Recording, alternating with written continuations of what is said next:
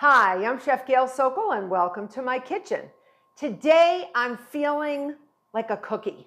I'm feeling like I want a nice warm cookie. And I love oatmeal cookies. So I thought I'd put a little twist on the typical oatmeal cookie, you know, with walnuts and raisins. So today we're going to use a jarred cherry. You remember Bada Bing cherries? It's a brand. Well, they have cherries that almost look like maraschino cherries, but they're more natural. They don't have the weird dyes and stuff, and they're delicious. So I'm going to use those instead of dried raisins and pecans. So we are going to make oatmeal cherry pecan cookies. And before we get started, you know what I'm going to say. Push that notification button so you can become a subscriber. You know why? Because I don't want you to miss any of my tips or videos because they're awesome and I love having you here in my kitchen. It's like baking with a friend. It really is. So first thing you want to do with these cookies, they're real fast. They make a lot. They make about 3 dozen depending on how big you make them. I preheat my oven to 350 degrees Fahrenheit. And I also get 2 sheet pans and I cover them with parchment paper. I have another one over there that you can't see. I'm going to whisk together and get my mise en place together, you know, mise en place, getting everything in its place. So I have 3 cups of all-purpose flour, and then I'm going to do 2 1/4 teaspoons of ground cinnamon, half a teaspoon of kosher salt, because if you get a little hint of saltiness with the pecans and the sweet cherries, beautiful contrast, and 2 teaspoons of baking soda. No baking powder here because baking soda needs an acid to react, and we have brown sugar in here, and guess what? Brown sugar happens to be acidic. So we are going to play off the baking soda and the brown sugar neutralization reaction together, acid, base with the baking soda, and that's going to cause the cookies to rise and form carbon dioxide. So that's our dry ingredients. We're not going to add oats yet or anything heavy duty because it's going to be super hard to get them into the mixer without really straining the poor mixer. I don't want to destroy her. So we will do that by hand after our base dough is made. So you see this? 1 pound of butter brought to room temperature, unsalted butter, 1 pound or 4 sticks. 1 pound or 4 sticks. All right. All right. You just have to. It's the creaming method. It's delicious. You only have to eat 1 cookie, but I know you won't. But, you know, you do what you want to do. And then we have here 1 1/4 cups of granulated sugar. And then I have my packed brown sugar. So I have 1 1/2 cups of dark brown sugar. I love dark brown sugar because it has more molasses in it and more flavor. So here we go. All right, mixer. Gonna make you work for your money here. So you're gonna get this mixed on low speed. Paddle attachment. Don't use your whip attachment when you're making anything with the creaming method. Always means paddle attachment. All right, and we're going to put this on medium. So we're going to get this so that it's light and fluffy. We're going to be forcing air using the granulated sugar and the granules. They're going to force air into the butter, and that air is going to work together with the baking soda in helping our cookies to rise. This is a team play. This is actually like a team sport here. Who needs football? All right, so we're waiting for that to get to a creaming. I also have 2 large eggs that I've put in a specific pourable container so we do not have any shell in them. You check it. You never want to crack an egg directly in here. Now there's so much yumminess in here. I'm going to push it down. All right, I'm going to do this a few more seconds. You can go up to 2 or 3 minutes, but you can see it gets nice and fluffy because of that air being forced in.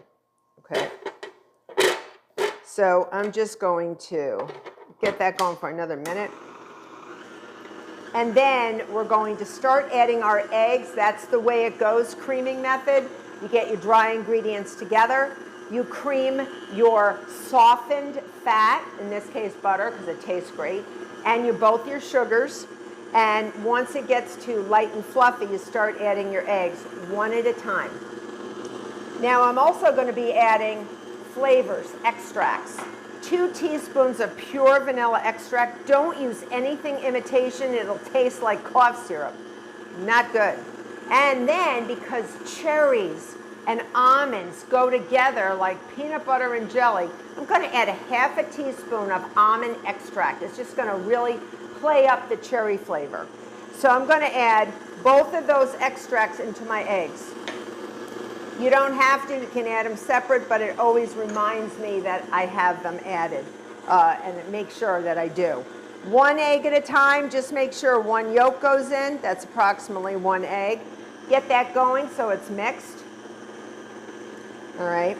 And then once it's incorporated, you're going to add your last egg. So that's 2 full eggs, and our extracts are already in there. So we don't have to worry about it. Now, I'm going to add my dry ingredients, but I'm going to just push down the sides of my, bowl. Things are getting nice and fluffy, you can see, nice and fluffy. And now they're going to get real stiff because we're actually forming our batter. All right. So we're going to form our batter this way. And I'm going to add my dry ingredients slowly, low speed, low and slow. Get a big spoon. This is a big bowl for a reason. You want a large mixing bowl because you're going to use it again. Don't go and wash it.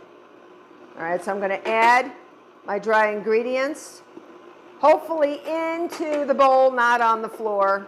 And make sure that you allow your oven to come to temperature.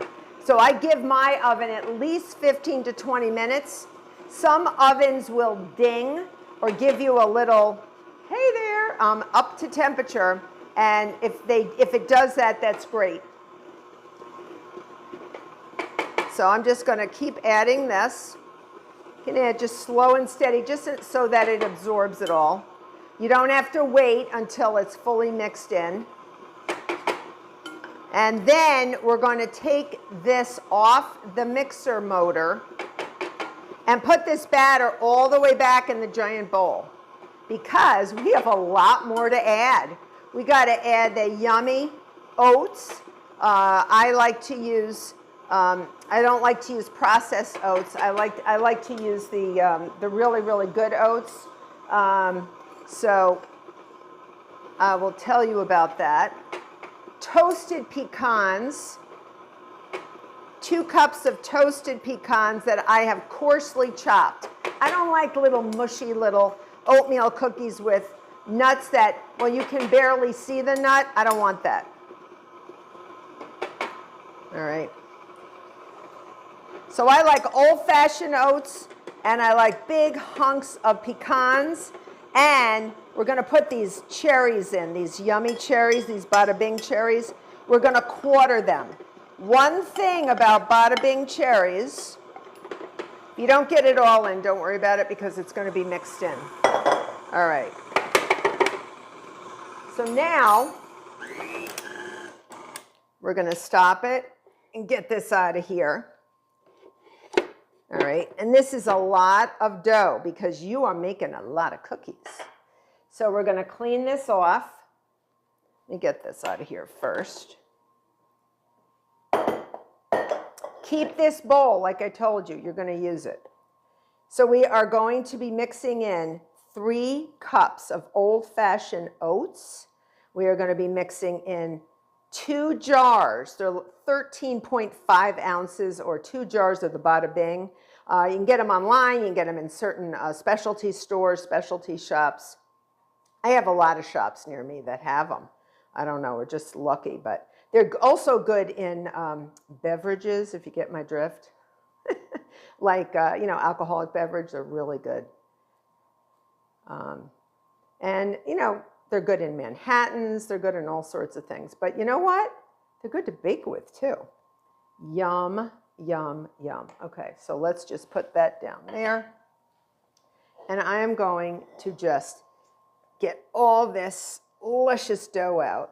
You see why if I added my oats, it's just a lot. It's a lot of batter. So you're going to have a lot of cookies. And that's great. You can actually freeze this dough if you didn't want to make everything now. That would be fine. You can make half the dough, so just halve everything. But I just want to get everything out. You notice I'm cleaning out this bowl and just wipe it down on the sides to get everything out. Okay. And I can smell the brown sugar. It just smells so good. So I'm going to get the rest of that few little bitty bits of flour.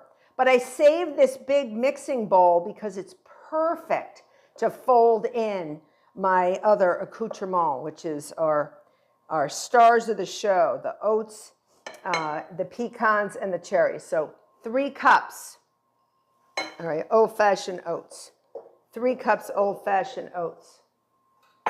All right. That's my producer saying, the bowl's in the way, ninny. All right, so now I have 2 cups, thank you, 2 cups of toasted pecans, only coarsely chopped, because we want to see them. We want them to be a big part of the cookie. We just don't want little mush. Whoop, all right. And then I'm just going to make a little room here.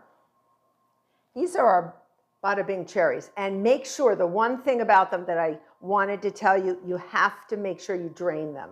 Drain them, put them on some paper towels because they're very wet.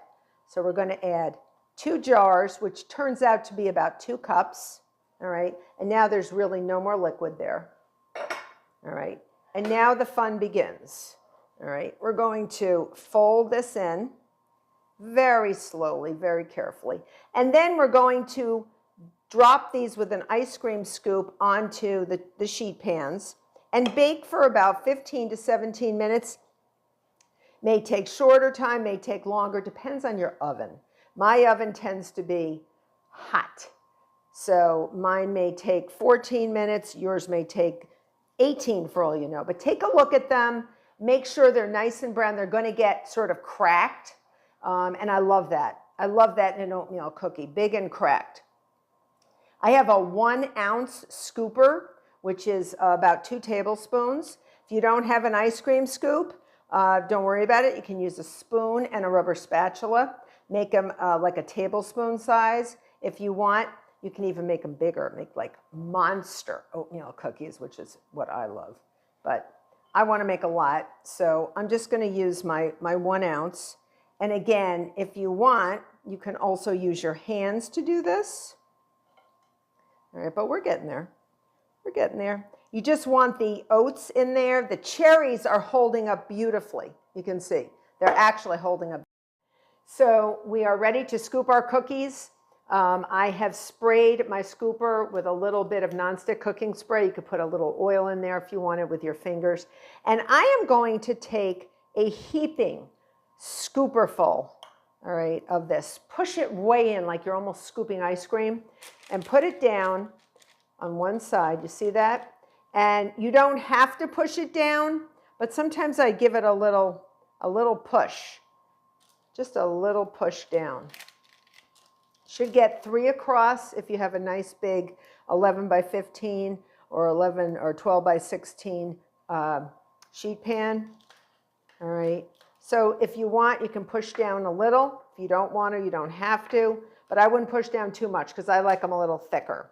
So I'm going to, because my oven runs hot, I'm going to bake these about 14 minutes to start. If I need more, I'll put them in for more. You're going to keep them 2 inches apart. Oh, that's a big sucker. That's going to be mine. And so again, push in like you're scooping ice cream and let it be heaping. Let it be heaping, okay? And then if you want to make them smaller, make them smaller. Just bake them a little less. The brown sugar is going to brown the cookies faster. So just make sure you know that. And if you want to get them a little bit lighter, I like mine a little browner, but I also love the taste of brown sugar. So it's like yin and yang. You have to sort of balance the heat to what your ingredients are. All right, so I'm going to keep these 2 inches apart. I am going to probably get probably close to about 9 to a dozen on here. I'm going to bake them. I'm going to continue scooping, scooping, scooping, and I will see you back. Warm, chewy, oh, to die for oatmeal cherry pecan cookies just came out. They are gorgeous. Oh my, one is missing. I don't know what happened, but let me show you.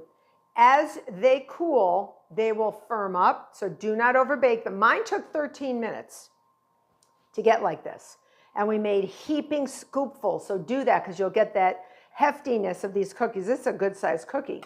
And if you look on the back, it's just the right amount of nice and brown, and mine are still warm, and you can just see how chewy they are. They are done, they are chewy, they will be eaten by me.